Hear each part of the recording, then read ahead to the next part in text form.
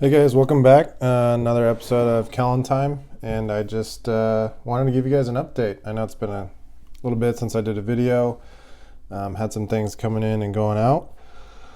So I wanted to give you guys kind of an update to a little bit of what's in my collection as of right now and kind of where I'm going with everything. A lot of these watches I've done reviews on, so if you're curious about like a little bit more information about them, you can probably find a full video. I think the only ones I haven't done is obviously, well, I'll just start. I'm wearing my Halios Seaforth Pastel on a gray NATO.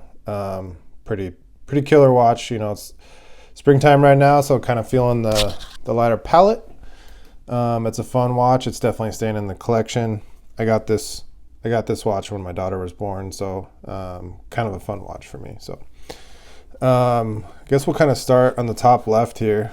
This was my first watch ever. This is a Swatch, and I think that this probably set me on a path for bad news, just because it had the rotating bezel, which as a little kid I thought was like the coolest thing in the world. It's got that Explorer dial 36912. It's obviously quartz. You know, it's just a little quartz watch. You know, obviously I don't wear it too much anymore. It's a little small for my wrist, but it's such a cool watch, and I have a lot of cool memories with this watch. I got it on a cruise ship when I was a kid. They had a Swatch boutique on the ship, which was pretty badass. So yeah, really fun watch, and you can imagine, I mean, the colors, I think I was like in 4th grade or something like that, and this was the 90s. This is just a total 90s kids watch, and really awesome. Really enjoy this watch. So that's my Swatch. This, love it or hate it, is the Shinola Runwell. This was kind of what got me back into watches when I graduated, and this was actually a gift from my wife on our wedding day. So you know, I worked at a retailer and got a good we got a good deal on it. I love the style of it. You know, it's you can say what you want about Shinola, but I think that they have a clear, distinct styling. It's a little big, but I got big wrists, so it's okay. I kind of have fun with it. It came on a mesh bracelet, but you know, throw it on NATOs and whatnot. Still a great watch. It's a fun watch. It's quartz. Just keeps on ticking. I did a review on this Casio E1200, the World Time. I love this watch. It's amazing to wear. It's so light. You feel like you don't have a watch on. But the other great thing that this is for in a watch box, because it is plus or minus like 3 seconds in a year or something like that. I just set it here, and this is my reference point for when I'm setting the time for all my other watches that are dead, like that Seiko. So, you know, the time's always right. The date's always right. It's a great little watch to have in the watch box, and I definitely wear it on the weekends and whatnot. Here is my Seiko Blue Lagoon turtle. This was the first mechanical that I got when I was getting back into watches. You know, I was always loved having watches on ever since the old little Swatch. But through high school and college, I just kind of had whatever was on me, like an old, you know, Pathfinder, or it was, I don't even know. I can't even remember the brands, but I'm sure I probably had a Timex here or there. I think I had an Invicta sub style diver when I didn't even really know what subs were.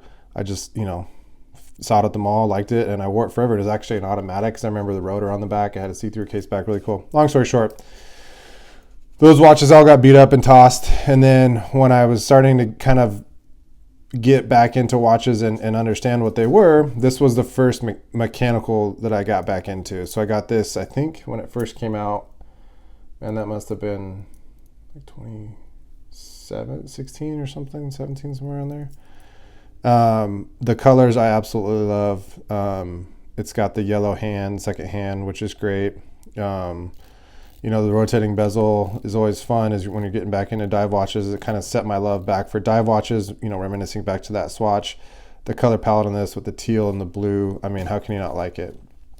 I have NATOs for it, but you know, these turtles are a little bit bigger, so I went with one of those Uncle Seiko Z199 replica bracelets, and it hasn't left this watch. It's such a great, I mean, you can see how great it is.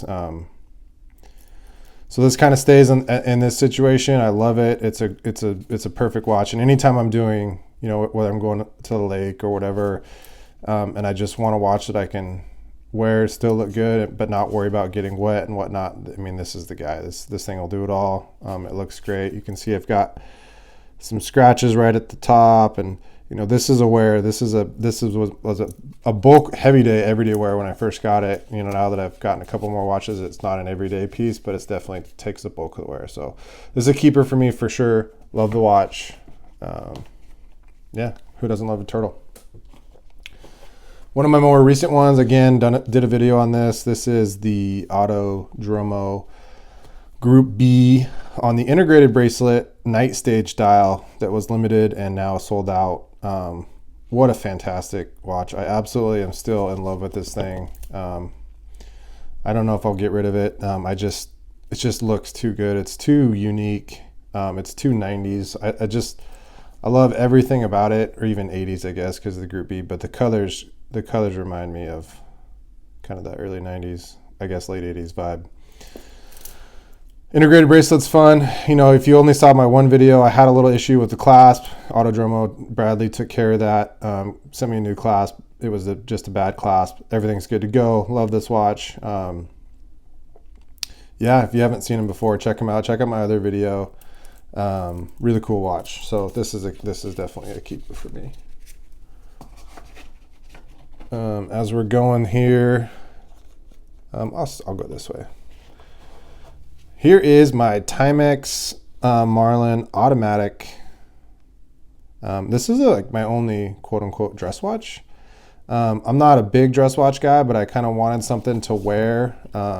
If I wanted something definitely a little bit to kind of dress it up a little bit. Obviously it's on a, you know, two stitch kind of suede strap, so it's definitely casual, but it's, you know, it's not a diver or a digital watch, so to me it's definitely dressy. I bought this when I left my last job, kind of as like a memento about that. I worked at this place for 10 years and I left, and I was like, you know what, I'm gonna get a watch, you know, something not too expensive, and I just love the styling of this watch.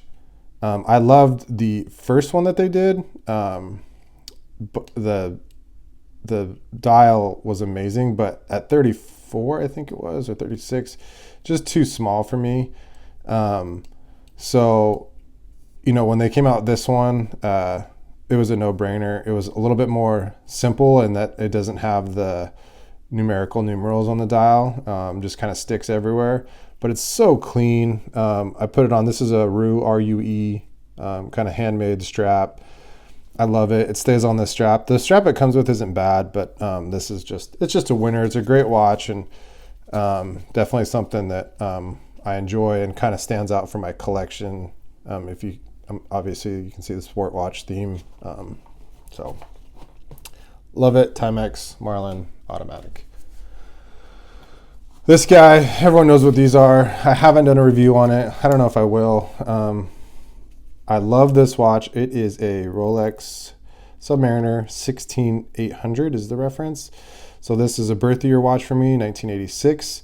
You can see it has the open 9 date wheel, which is something I really, really wanted. If you don't know much about the different references in Rolex, this was one of the transitional subs. So it still has an open date disc wheel, but they transitioned to white gold surrounds from it was just they didn't use white gold surrounds previously. But you can still see it's got tritium lume, so it's getting some age to it. It's definitely like a cream kind of patina on the watch. It's got a sapphire crystal, which was an update. So yeah, it's just kind of like in between, some like not quite, you know, a vintage Rolex, but not quite a new Rolex. It's kind of in between, which is kind of, you'll see I have another similar situation with a Speedmaster. To me, this is a great watch. They just nailed it with this thing. I mean, what's not to say about the Rolex Submariner that hasn't been said? It's a great case. It fits everybody. It's comfortable. You can do it all. I had it serviced by a good friend, and it's running great. The action is awesome on the bezel. It's aluminum insert bezel, so it's pre-ceramic. So it's kind of, like I said, it's kind of in between, a little bit of everything. I love this watch. This is definitely a keeper, and I was lucky to get in on this one. I got it a couple years ago, so this was before prices went crazy on stainless steel sport Rolexes. So I could never afford this watch today. So I'm kind of one of those things where it's like, I'm glad I got it. Kind of bummed I can't play in that area too much anymore just because of the price points. I mean, I guess if I sold all these, I could go get something, but yeah. There it is, Rolex Submariner. Next up, this is my newest acquisition, and I'll be doing more videos on this. I'm kind of excited about it. It's my first Seiko SKX. So been kind of looking for a budget SKX for a while. So I bought this watch. It was a head only. It was just serviced. All original, fairly beat up. You can see that bezel insert has marks everywhere, but all original, down to everything. Case is unpolished. It's an older SKX. I believe this one dates from around 97. So it's, you know, and it was a wear, it's everyday wear. So I'm pretty excited about this watch. What I'm going to do with this is I'm going to kind of, I'm going to show you real quick. I bought a crystal, and I'm going to do this style crystal. I'm going to do a sapphire boxed crystal like you see on the Halios. And have it right here. So this is Crystal Times. It's called the I think it's CT101 is the model number for this crystal. So it's essentially a sapphire crystal that's got the boxed dome. I guess it's not domed because it's flat, but it's a boxed kind of high top crystal. So it'll sit just like that. Kind of gives it that vintage look, but obviously it's updated because it's sapphire. And then I'm thinking about playing around with the lume a little bit, maybe faux patinaing it, and then playing around with the bezel, or getting another bezel and aging it or something. I got original SKX Jubilee, you know, that lovely super flimsy Seiko stock Jubilee. So like I said, I bought it head only, and now I'm going to start working on it, put the bracelet on it. Obviously I've got tons of NATOs I could throw on it too. And I'm going to see if I can start, I'm going to definitely put the crystal in it, do that myself. And then I think I'm going to faux patina the lume. I don't know. We'll see. More to come. I'll do more videos on this coming up soon. So if you're interested, keep your eyes out. This will probably be the next video I do, is playing around with this guy. So Seiko SKX. And this is the black, not the 009, the 007. Done a video on this guy more recently. This is my Mega Speedmaster. Again, this is a transitional, quote unquote, Speedmaster. Thanks to you guys in the comments who kind of corrected me. I said some things like, oh, it was the last one with the non-sapphire, and that's not true. You can still get one today, I guess. But I do know it's tritium. As you can see, the patina there, they don't do tritium anymore. So it's kind of like, again, it's kind of like my sub. It's that that in between, and this is from 86, and I think this is from around 89. I'd have to double check the serial number and see when that's from, but they're kind of both amazing sport watches from that era. Love them both. Wear them both quite a bit. So to me, these are kind of like 1A and 1B of my collection. So I did a full video on this one if you're curious, kind of talking about how I chose what reference to buy, why, and all that kind of stuff. So you can see it's a wear. It's got some scratches on it and everything, but that's what I love about this watch, is I'm not afraid to wear it. It's a great watch. does everything you want it to do. Tells you time. Weird. And lastly is the Seiko Pogue. Also a video I've done on this one in the past, 6139 6005. This is a resist dial. You can see there at the 9 o'clock. Love this watch. It's right now. This is the original bracelet. You can hear how jangly that is. Absolutely love the bracelet. You can see the old Seiko sign clasp. Sadly, this one is leaving. I just sold it. So it's going to a happy new owner who is super excited because his dad had this watch and he's been looking for one for a while. I'm sad to see it go, but I just never grabbed for it in the box. I love looking at it in the watch box because it has, you know, such a classic, distinct, unique style. But I just never found myself grabbing it to wear it. And, you know, this watch, someone needs to really wear it and enjoy it and love it. It's been serviced as far as the movement, so it's fresh, it's running great, it's all original. You can see how it's got some love, but it's a great survivor, and it just doesn't make sense. Excuse me, it doesn't make sense for this watch to sit in the watch box. So this one's leaving, and I'm not sure what I'm going to replace it with, but I kind of keep my collection to the 10, except for, you know, I have like a running watch, little Garmin, stuff like that. This old digital Pathfinder that's dead. But I try to keep it to contain it to the 10. I feel like that's a good number.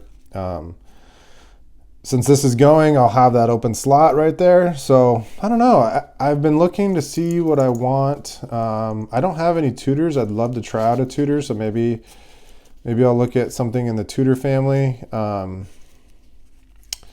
Definitely not that new Basel P101 or P001 or whatever it was. That thing is just gross, but I don't know. We'll see. I've been looking. I haven't really found anything that's kind of calling my name yet.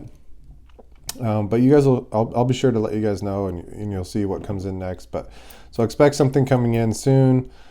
Yeah, so that's it. That's kind of the state of my collection right now. It's the beginning of 2019. I guess we're in April already. Jeez. So we're a quarter in.